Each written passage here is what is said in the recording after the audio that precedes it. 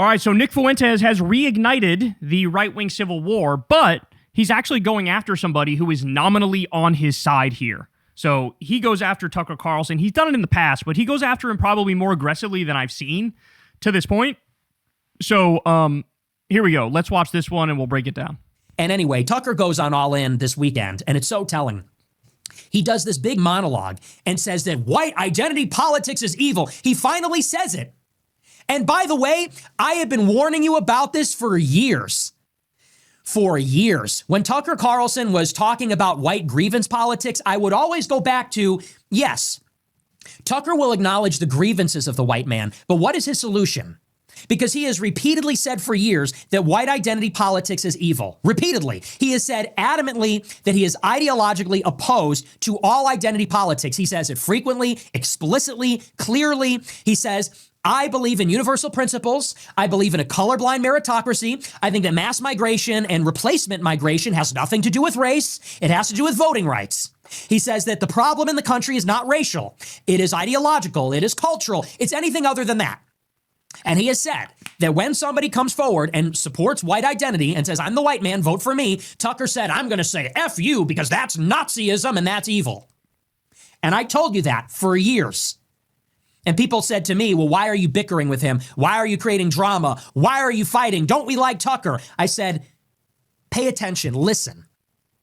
Well, Tucker went mask off this weekend on All In, and he said it as clearly as I've ever heard him say it. He said, I love how he categorizes that as mask off. He went mask off and said, I'm not racist. You believe that? This asshole said he believes in universal principles? I can't believe he went mask off like that, bro. No, mask off is reserved for, like, you're saying the thing that, like, is universally agreed to be bad, to be extreme, to be wild, to be, oh my God, did he just say that? This is like, congratulations, Tucker. You now took the side of 90% of the American people. This is Nick, like, Nick's dating himself here. He's dating himself here. But by the way, yet Tucker, he goes right up to the ledge and then stops and then backs away. And Nick is right about that Tucker will make the arguments that point in the direction of being racist, right? But then at the last minute, he's like, but how can anybody be racist? Well, I don't know. Maybe because you've been making arguments for 10 years straight that point to the direction of racism is actually good. So that's why, like, your own audience, you've radicalized your own audience, and now your own audience is going to look at you and go, well, hold on. Nick's just taking it to its logical conclusion. You're not. Why? Why are you doing that? So he's got a point in that respect. That you can't, like, feed this beast and then be surprised when the beast turns on you. That my problem is that I'm in favor of white identity politics, which he says is no different than any other identity politics. And he says it's evil. He says we need to steer people away from that. He says it's no different than when black people engage in it, when the left engages in it, and that's reprehensible and that's evil. He's against it. And you know what? There is some truth in that.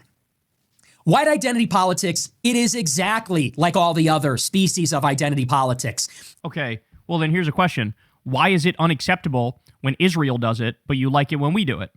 In fact, Nick said this on Piers Morgan's show. He said, my politics are like the politics of the right-wingers in Israel. Well, they're creating an ethno-state.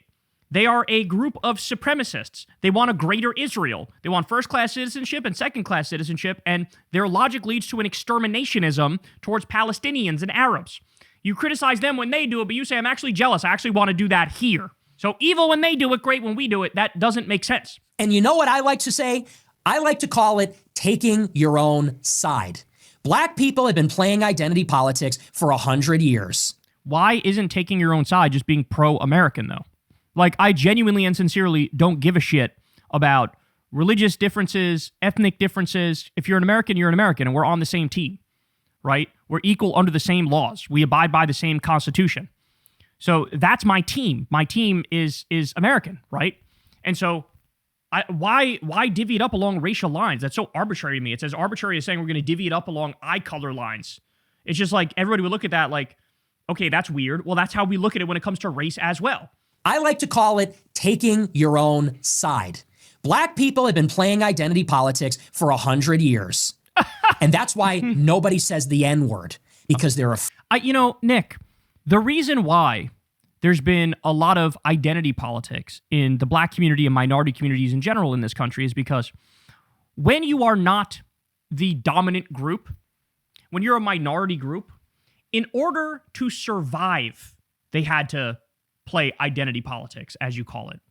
When you're looking at a system that gave you slavery and segregation and Jim Crow and redlining and not equal employment opportunities and no generational wealth, when you look at that system, you can't afford to just act as an individual. No, you gotta advocate for the group because they are equally being oppressed against. All of them are being oppressed equally together, and so they fight back together.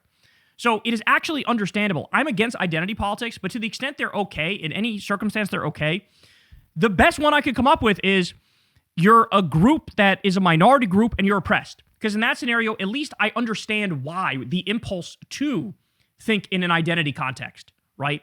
It is more understandable in that scenario. It is not understandable when you are the dominant group, because the dominant group doing identity politics leads to Nazi Germany, leads to the Armenian genocide, leads to the Greater Israel Project and the genocide in Gaza. That's what it leads to, because you already have the power.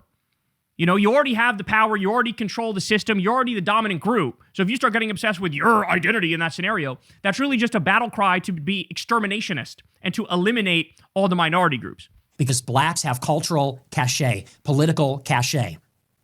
When too many black people get arrested for committing crimes, they will burn down the city and get the police defunded. And now black people can do whatever they want. I love I've seen this so much on the right that they're defunding the police everywhere. Then you actually go check the numbers and like the police budgets have gone up. And you're going, okay, what are you talking about? What are you talking about? You said it's being defunded. I went and checked and the police budgets are not being defunded. If anything, they're going up. It's this perpetual victim thing on the right where they act like they're losing, but they're actually winning with everything.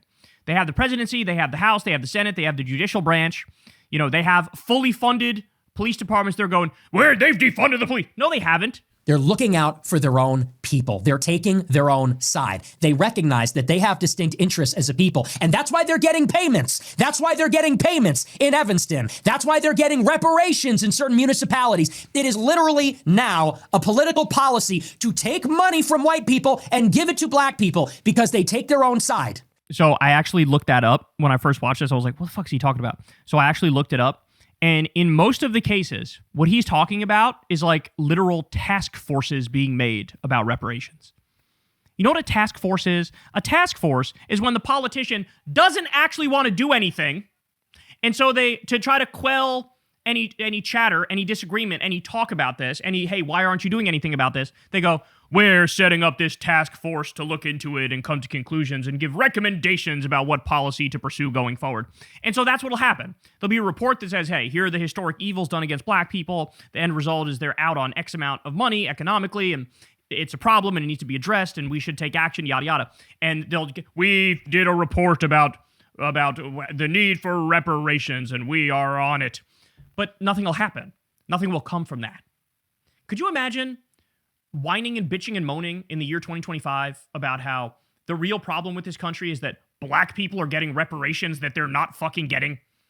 I mean, seriously. Stop and think. We're living in a country. Trump has gone full mask off, the most corrupt motherfucker on the planet, robbing his own supporters to the tune of billions of dollars for his crypto fucking shitcoin. We have concentration camps, rounding up innocent people, getting rid of due process, blowing off judges' decisions, warmongering in fucking Venezuela, bombing Iran, bombing Yemen, bombing Somalia, invading U.S. cities with the U.S. military. Got all this going on. And what is fucking Nick Fuentes talking about? Reparations that aren't happening because there's some fucking town somewhere that did a task force, which is going to lead to nothing, by the way. They don't vote for somebody that they consider to be racist. They are pro-black because they are black, and they know that as black people, they have distinct interests, and they fight for them. The same is true with Jews. Jews play identity politics. Yeah, and your argument is it's bad when black people do it, it's bad when Jews do it, but it's good when we do it. That doesn't add up. That doesn't make sense. I'm against identity politics across the board. I think we're all Americans. We should go with that as the guiding principle. But again, to the extent they ever make sense. If you're an oppressed minority group, I understand why you would play identity politics in that scenario. Not if you're the dominant group. And we are. We're the dominant group. It's that simple. It's that simple. But anyway, he goes on here, but I'm still not done because he actually, man, this one here, he somehow makes it worse. He makes it worse. So here's where he goes off on how, honestly, I don't even give a shit about the economy. This is like, he's done this before where he accidentally tells the truth and, lets the cat out of the bag. And it's like, bro, you were a little too honest on that one. This was one you probably should have not said in front of the camera. This is one that you say behind the scenes. He's done this before. I'm blanking on what the issue was, but let's listen. The difference is that I care about the country. That's why I talk about white genocide. Because that is what is happening in the country. Oh, we know what he did this on? This is what I was thinking of. He did this with the genocide in Gaza. He did this whole, he admitted on his show to somebody who had asked about it that we don't really care about what's happening in Gaza. I don't really care about Palestinians, but we're going to use it. We're going to use it to target the Jews, basically. Again, that's the one a little too honest, because then all the times he virtue signals like he cares about Gaza. All you got to do is play that clip and go, he doesn't even care. He's just using this. All right, but this one is just as insane, if not more insane. The difference is that I care about the country. That's why I talk about white genocide. Because that is what is happening in the country. Nothing else matters. People talk about housing prices. Dude, fuck housing prices. Our race is dying. Quote, fuck housing prices. My name is Nick Fuentes. I like talking about politics and economics, and also I don't give a shit about housing prices.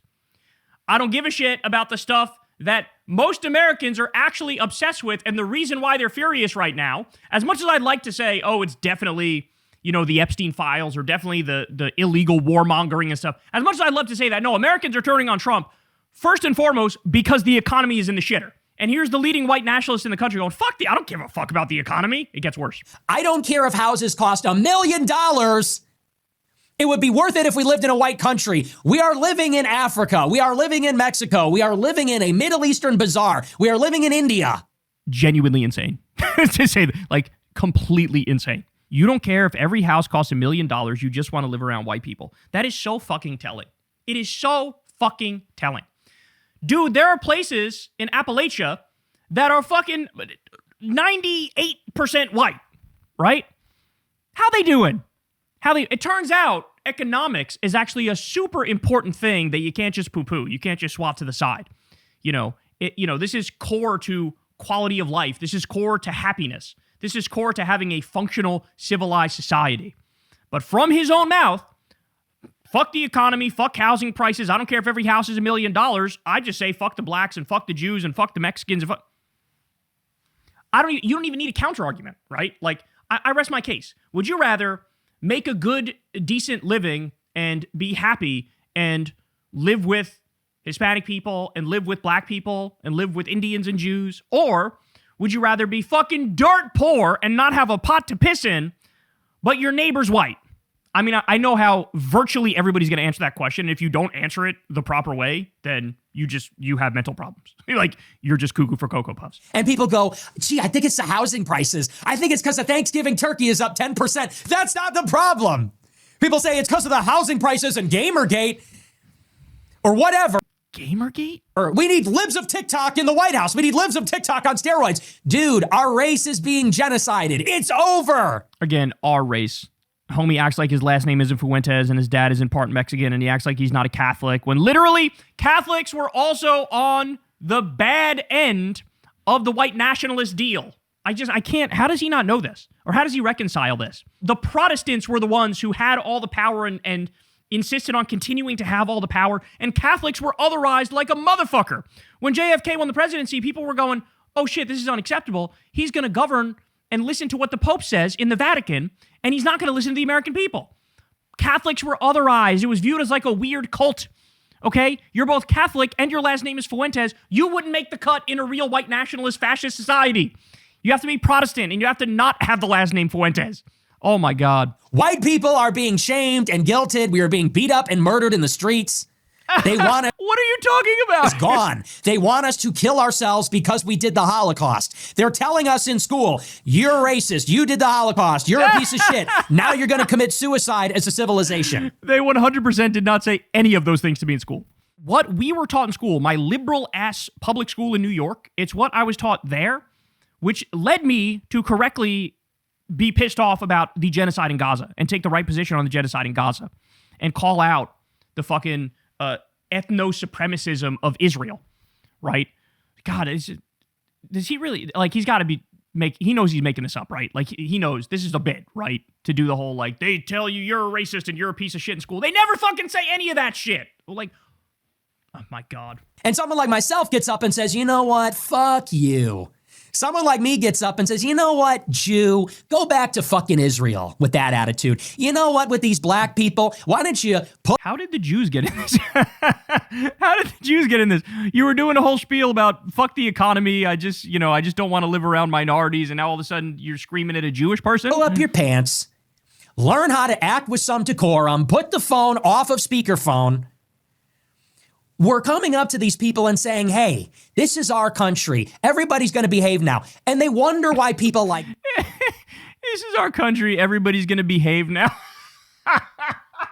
They wonder why people support me. They wonder why they go for me and they don't go for, whatever that was at the convention. Whatever is going on in MAGA world where they want 50-year mortgages and they want to bomb Iran. This is tough talk for a guy who literally has a 6% approval rating. This is why people love me. You have a 6%, 61% of the country doesn't even know who the fuck you are, and you have a 6% approval rating among those who don't know who you are. And by the way, hilarious fact, you know who has the highest favorability rating for him? Which group? Black people.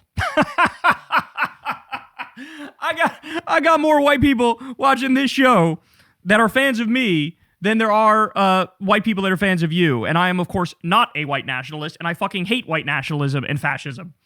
And I got the audience that he wants. Oh, my God. I also love the thing he's like, what do you say about wars at the end? Hold on, let me hear. World where they want 50-year mortgages, and they want to bomb Iran, and they want to have H-1B visas. They want to bomb Iran. But hold on, Nick. Okay, the same argument you used about the economy, why would that not also apply to foreign policy? He was like, fuck the economy. I don't care if every house is $1 million. I just want to live in a white country. Well, wouldn't that also be like, well, I don't give a fuck about the wars. You could warmonger all you want. You can do whatever war you want. I just want to live in a white country. Why is like caring about the wars makes the cut, but the economy doesn't? Like, it just, none of this adds up. It doesn't add up. And the Epstein files are going to be buried under the White House. They wonder why. They say, gee, it must be housing. Gee, it must be because the left bullied white people. The crazy thing is he has completely and utterly misdiagnosed everything in this clip. Because yes, the reason why Trump's at a 35% approval rating, the reason why MAGA is completely falling apart is first and foremost because inflation's going up, unemployment's going up, the economy is fucking failing, the trade war is backfiring colossally, we're alienated and isolated from the world. It's only going to get worse. Trump, because of Trump, we've now had a decline in manufacturing for like every month straight that he's been in office now. He killed literally 800,000 manufacturing jobs that Biden was going to bring back. And so that's at the core of it, is the economy stuff. Everything else is just, everything else is ancillary. Like, it actually is the case that the Epstein file stuff hurt him, but not as much as the economy stuff. It actually is the case that destroying the East Wing of the White House hurt him, and building that ballroom is hurting him, but not as much as the economy stuff. He could get away with much more of this if the economy was okay, right? He can get away with much more of it. But now we're even at the point where the Rob Reiner thing is pissed off right-wingers. Why? It's not really because of Rob Reiner. It's not really because Trump's an asshole. He's always been a fucking asshole, right? The core of it is, I can't pay my fucking bills. The core of it is, my electricity bill went up 13%. The core of it is, coffee went up over 50%. The core of it is, beef and all these things are up double fucking digits inflation. The core of it is, I can't pay my bills at all anymore. That's the core. So the other stuff is ancillary, and what's Nick Fuentes' answer? Fuck the economy. I don't care if every house is $1 million. All I care about is living in a white country. Okay, well, that very solidly puts you out of lockstep with virtually everybody in the country. So I hope everybody hears this. Hey y'all, do me a favor and like and subscribe. It helps out big time in the algorithm. Click the bell as well for notifications when videos drop, and watch that video on screen right now. You know you want to.